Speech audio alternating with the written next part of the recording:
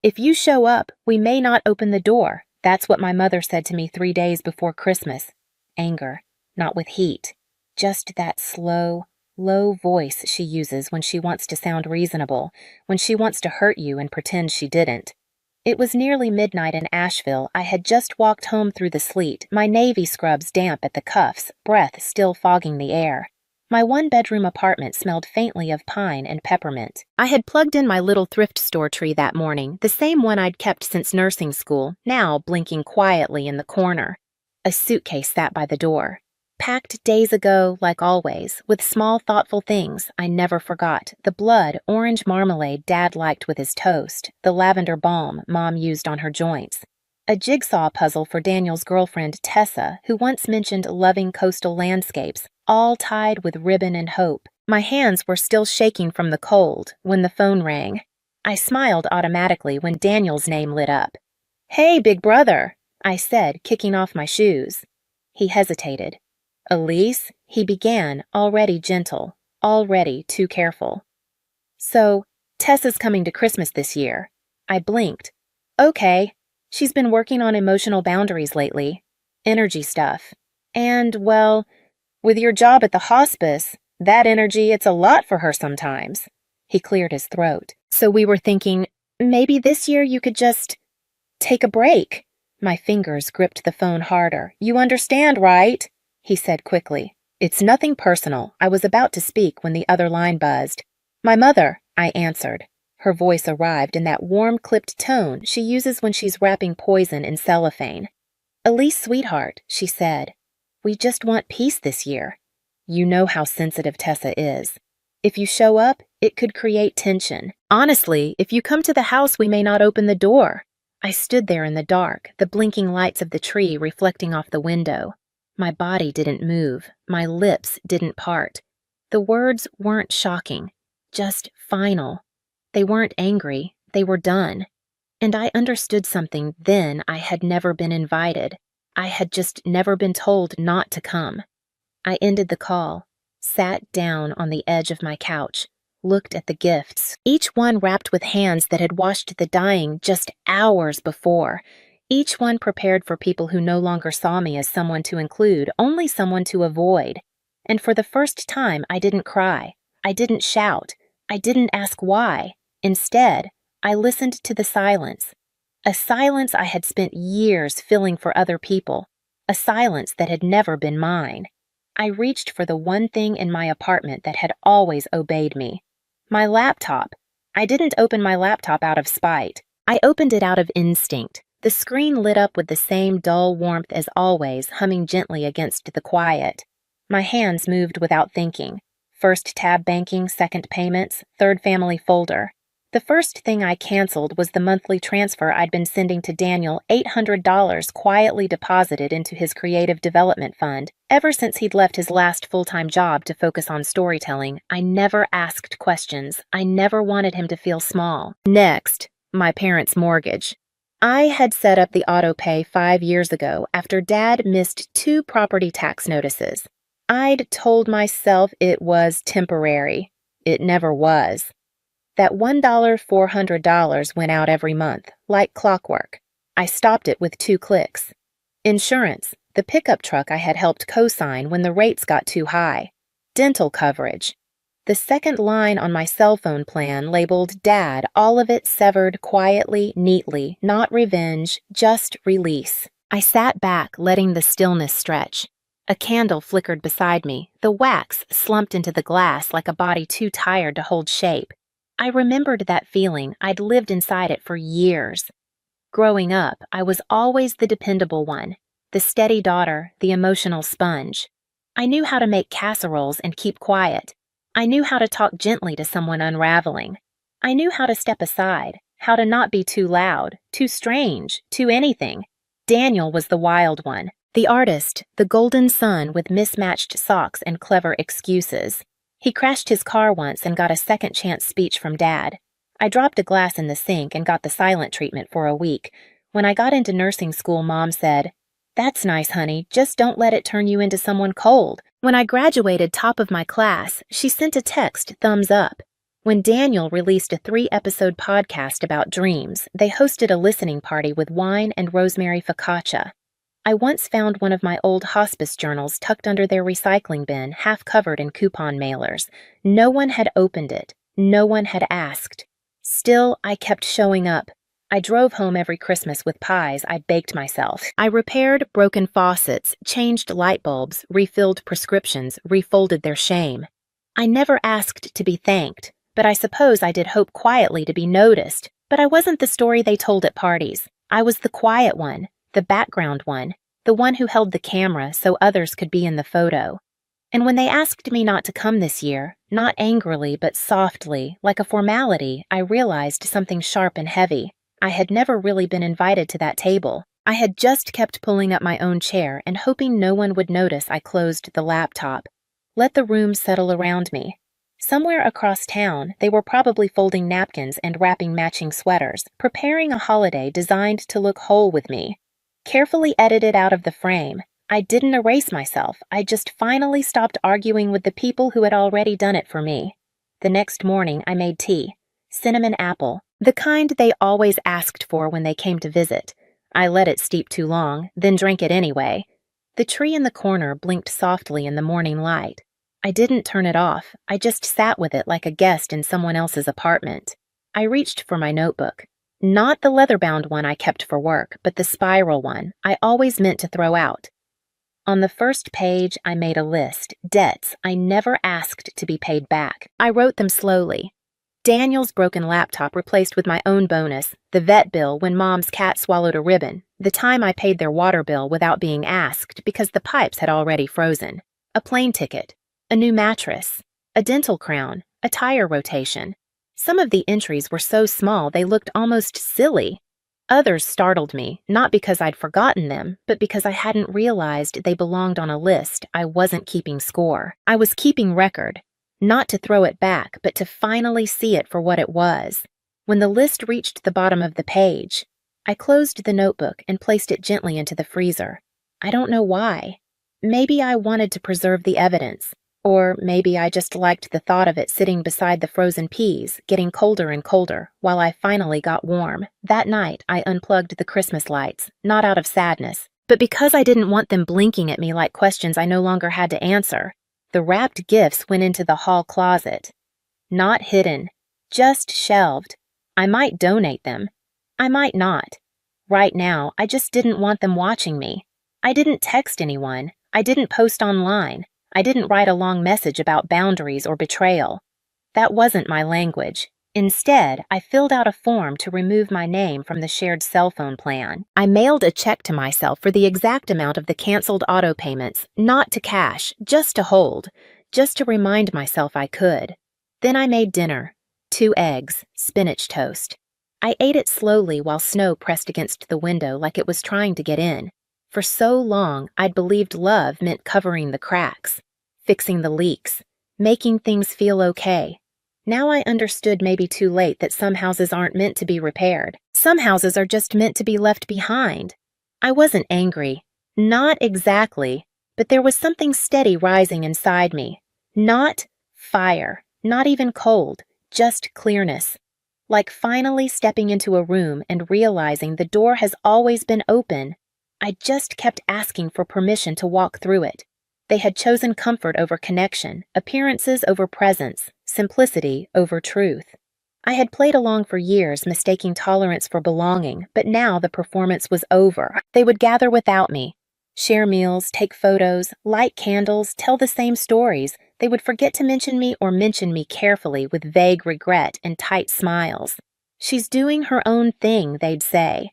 Work keeps her busy. They wouldn't say they asked me not to come. They wouldn't say they erased me. But this time, I wasn't the one who would keep that secret. I didn't need to confront them. I didn't need to prove anything. Because the truth was already doing its quiet work, and soon it would reach them the way winter does. Soft, certain, unstoppable. I didn't call. I didn't text. I didn't send an excuse or a quiet apology wrapped in a Hallmark card. I simply didn't go. And for the first time, no one followed up. No, where are you? No, hope, everything's okay. Just silence, polished and practiced. On Christmas morning, I stayed in bed longer than usual. The light outside was soft and gray, the kind that makes the whole street look like it's holding its breath. My phone stayed quiet. I didn't check it. I made oatmeal, added nutmeg and brown sugar. The kitchen felt larger than usual. Later, I sat by the window with a blanket across my knees.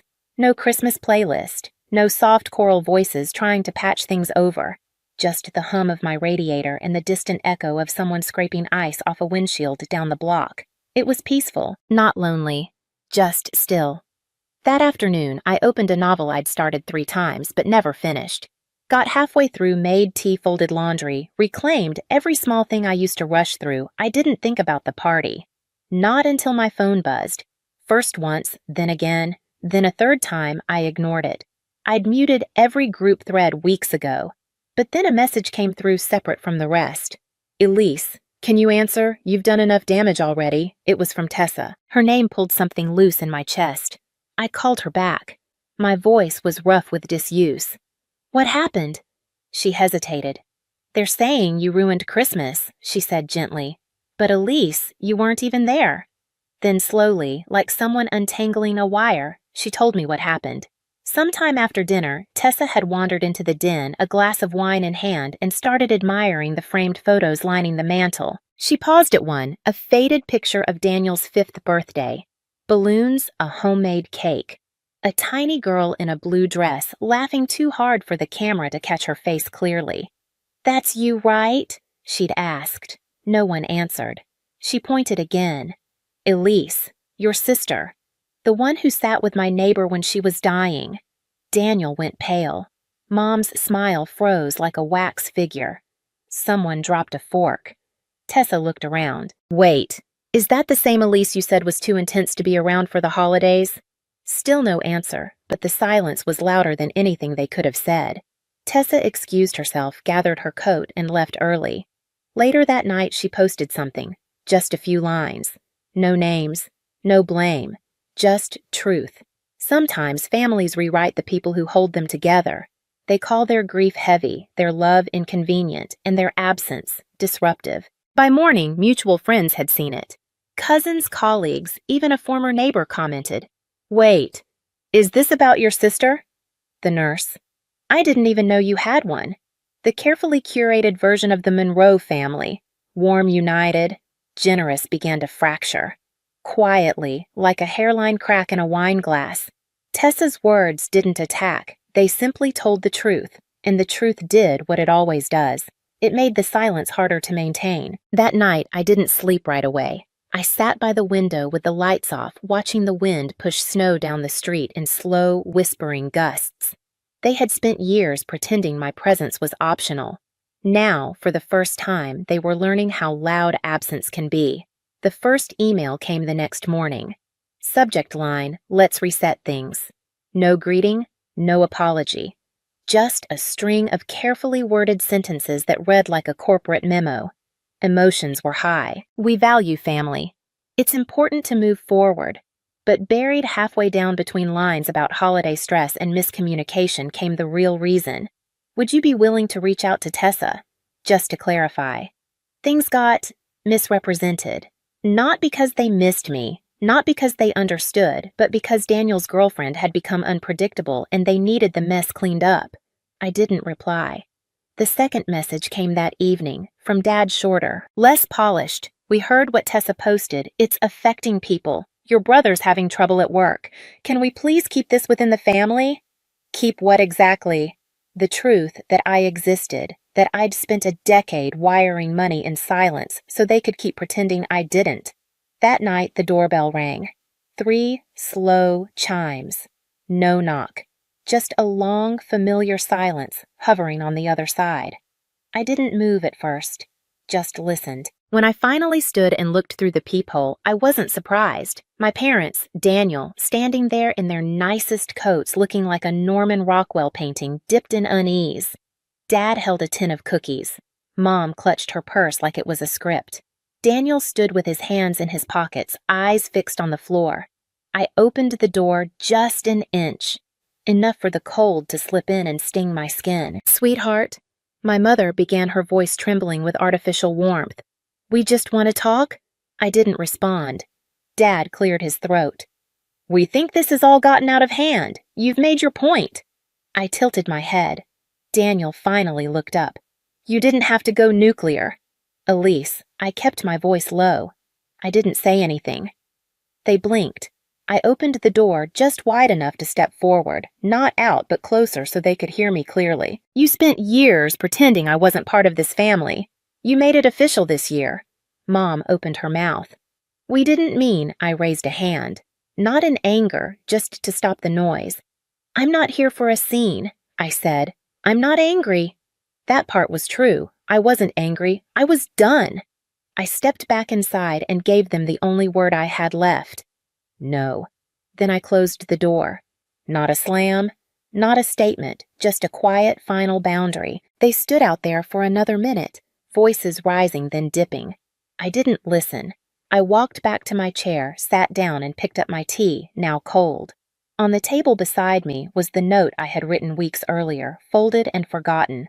Not a manifesto, not a letter. Just 3 lines I had scribbled to remind myself.